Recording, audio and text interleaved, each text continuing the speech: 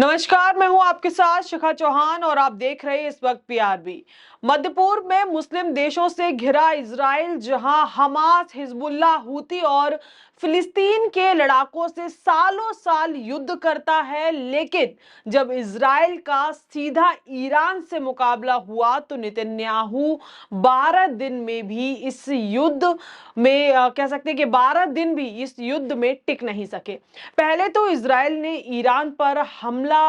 करने के लिए अमेरिका से मदद ली और अब ईरान से युद्ध रोकने की अपील लगातार जो है इजराइल के द्वारा की जा रही है, लेकिन ईरान ने इस अपील को पूरी तरीके से ठुकरा दिया है और कहा कि अभी युद्ध विराम का वक्त नहीं आया है। इजराइल ने ईरान से ये अपील उस वक्त की जब ईरान ने अमेरिका के 4 मिलिट्री एयरबेस पर हमला किया, जिसमें कतर, इराक, बहरीन, सीरिया शामिल है। हालांकि ईरान के अमेरिका के ऊपर इस हमले के बाद अमेरिका ने ये कहा कि ये मामूली सा हमला है जिसमें किसी भी अमेरिकी नागरिक को किसी भी तरीके का कोई नुकसान नहीं हुआ है, यानी कि कोई भी अमेरिकी जो नागरिक है वो इस हमले के दौरान घायल नहीं हुआ है, किसी की भी मौत नहीं हुई है। मतलब मामूली हमला बताया है जो अमेरिका के राष्ट्रपति हैं उन्होंने। और तो वहीं ईरान ने इस हमले को अमेरिका से हमले का बदला बताया है और कहा कि जितने बॉम्ब अमेरिका ने ईरान पर गिराए थे उतनी ही संख्या में मिसाइलें हमने उनके मिलिट्री बेसिस पर गिराई हैं।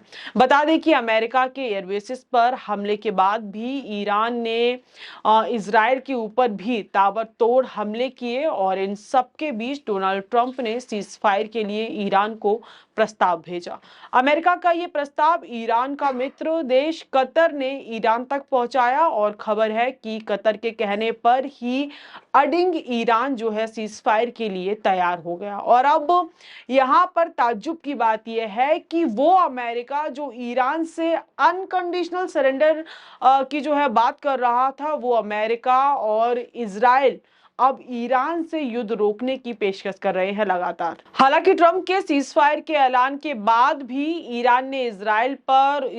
के ऊपर जो है ताबड़तोड़ हमले किए। बार बार ट्रंप के ट्वीट आते गए, एक नहीं, दो नहीं, 3-4 ट्वीट लगातार आते गए कि अब सीज फायर हुआ, अब जो है अब सीज फायर हो गया, अब इसको जो है सीरियस लिया जाएगा, अब कोई हमला नहीं होगा, मिडिल ईस्ट में जो है शांति की बधाई भी दी गई। लेकिन उसके बावजूद भी ईरान ने अपने कदम पीछे नहीं लिए और अमेरिका के सीज फायर को ईरान ने जो है पूरी तरीके से नकार दिया। तो वहीं इजराइल ने भी इस सीज फायर के उल्लंघन को लेकर कठोर प्रतिक्रिया देते हुए तेहरान को इसका अंजाम भुगतना पड़ेगा, इस तरीके का जो है स्टेटमेंट इजराइल से भी निकलकर सामने आया ईरान को लेकर कि जैसे ईरान ने सीज फायर का उल्लंघन किया उसका जो है भुगतान ईरान को भुगतना पड़ेगा। इजराइल लगातार ये धमकियां ईरान को देते नजर आ रहा है और ईरान की तरफ से लगातार बयानबाजियां सामने आ रही है कि अब ईरान भी कठोर जवाबी कार्रवाई ईरान के ऊपर इजराइल करेगा। हालांकि इस पूरे मामले पर ईरान ने कहा कि उसने किसी भी तरीके का कोई भी सीज फायर का उल्लंघन नहीं किया है और उसकी तरफ से कोई हमले नहीं किए गए हैं। वहीं इस उल्लंघन को लेकर इजराइल ईरान पर एयर स्ट्राइक की तैयारी भी कर रहा है। वहीं अमेरिका के राष्ट्रपति डोनाल्ड ट्रंप ने भी अभी ट्वीट कर इजराइल को चेतावनी दी है और ये ट्वीट आपको बता दें कि अभी कुछ देर पहले ही डोनाल्ड ट्रंप जो अमेरिका के राष्ट्रपति हैं उनकी तरफ से सामने आया है, जिसमें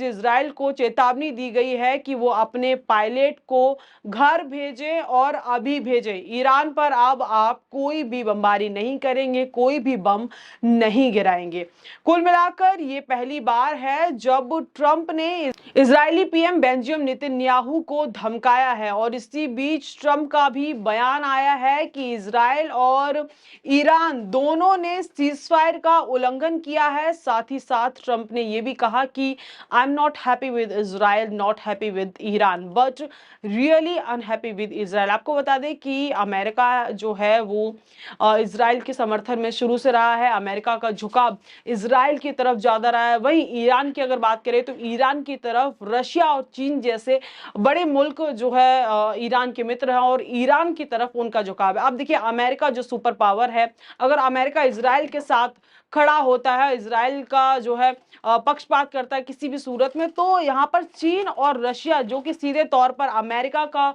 कह सकते हैं कॉम्पिटिटर है, अमेरिका का सीधे तौर पर कंपैरिजन रशिया के साथ किया जाता है, क्योंकि रशिया किसी भी मामले में अमेरिका से कम नहीं है। तो अमेरिका, अगर इजराइल की तरफ अमेरिका का झुकाव है तो रशिया सीधे तौर पर इस पूरे के पूरे मुद्दे पर ईरान के साथ खड़ा नजर आएगा। और हालांकि रशिया और चीन की तरफ से जो यूएन की बैठक है उसमें भी कई सारे जो है स्टेटमेंट निकल कर आए। चीन ने अपना पीओवी रखा, रशिया ने अपनी बात कही, और रशिया ने यह भी स्टेटमेंट दिया कि जिस तरीके से अमेरिका ने ईरान पर हमला किया, तो उससे अब जो दूसरे देश हैं उनसे जो है जो ईरान है उनको हथियार और तमाम जो तरीके की सामग्री अगर पहुंचाई जाए तो इसमें कोई भी दोराय नहीं होगी। ऐसी चीजें जो है सामने निकल कर आ सकती है। वही खबर ये भी थी कि जो नॉर्थ कोरिया है उससे ईरान को जो है ईरान को कई जो है सामग्री कह सकते हैं कि कई तरीके के हथियार सप्लाई किए जाने की बात भी सामने निकल कर आई। क्योंकि कल ही अगर बात करें तो सोशल मीडिया पर ये जो पूरी की पूरी खबर है ये बार बार जो है सामने आ रही थी और एक तरीके से ट्रेंड कर रही थी कि नॉर्थ कोरिया के द्वारा ईरान को कई सारी चीजें जो है सप्लाई कराई गई हैं। वहीं अगर मध्य पूर्व की बात करें तो मध्य पूर्व में जहां कई मुस्लिम कंट्री हैं, वहां ये तो अब साफ हो गया है कि वहां एकमात्र ईरान ही ऐसा मुल्क है, ईरान ही ऐसा देश है जो सुपर पावर अमेरिका और इजराइल दोनों के साथ मुकाबला करने की हिम्मत रखता है। क्योंकि अमेरिका ने सीधे तौर पर कहा था अगर ईरान ये जो हमले हुए हैं इनकी कोई भी जवाबी कार्रवाई करता है तो इससे दुगनी तादाद में जो है हमले किए जाएंगे और दुगनी तादाद में जवाब दिया जाएगा। लेकिन फिर भी सबको लग रहा था ईरान एक स्टेप बैक लेगा, लेकिन ईरान ने एक स्टेप अहेड लेके अमेरिका के ही जितने भी सैन्य ठिकाने थे उन पर हमला किया और सुपर पावर की किसी भी धमकी से नहीं डरा। आपकी जानकारी के लिए बता दें कि मध्य पूर्व में अमेरिका के कुल 19 मिलिट्री बेसेस हैं, लेकिन ईरान में कह सकते हैं कि अमेरिका का ईरान एकमात्र ऐसा देश है जिसमें अमेरिका का कोई भी एयरबेस मौजूद नहीं है। वरना मध्य पूर्व के 19 एयरबेस में 40,000 अमेरिकी सैनिक जो है 24/7 मौजूद रहते हैं। और अब ये देखना भी दिलचस्प होगा कि मध्य पूर्व की ये लड़ाई और कौन सा मोड़ लेती है और ट्रंप का सीज फायर कब तक बरकरार रहता है। हालांकि शुरुआत में तो ट्रंप का सीज फायर किसी ने माना ही नहीं, क्योंकि हमने देखा कि अमेरिका रूस और यूक्रेन मामले में, भारत पाकिस्तान मामले में और हमारे आंतरिक मुद्दे अगर बात करें, हमारे आंतरिक मुद्दे कश्मीर को लेकर भी काफी अहम रोल प्ले करने की हमेशा कोशिश करता है, हमेशा हमारे आंतरिक मामलों में घुसने की कोशिश करता है। किसी भी देश का कोई भी आंतरिक मामला हो, अमेरिका ह्यूमन राइट्स और तमाम जो है अनाप शनाप राइट्स लेके उसमें घुसने की कोशिश करता है, लेकिन वो असफल रहता है। हमारे जो कश्मीर का मुद्दा है उसमें घुसने में तो असफल ही रहता है। जैसा कि आपने बीते दिनों भी देखा कि कैसे भारत पाकिस्तान युद्ध के दौरान भी भारत के हर बार डिनाई करने के बावजूद भी ट्रंप पूरी तरीके से सीज फायर का क्रेडिट लेते देखे। एक बार नहीं, दो बार नहीं, बार बार हर मंच से जो है डोनाल्ड ट्रंप इसका क्रेडिट लेने में पीछे नहीं हटे। साथ ही दुनिया के सामने खुद को एक मसीहा के तौर पर रख रहे हैं ट्रंप। हालांकि दुनिया जानती है कि अमेरिका ही वो देश है जिसने पहली बार जापान के हिरोशिमा नागासाकी पर कह सकते हैं कि एटम बॉम्ब का प्रयोग किया, और अमेरिका ही वो देश है जिसने लीबिया, सीरिया, अफगानिस्तान, वियतनाम समेत तमाम कह सकते हैं इन पूरे के पूरे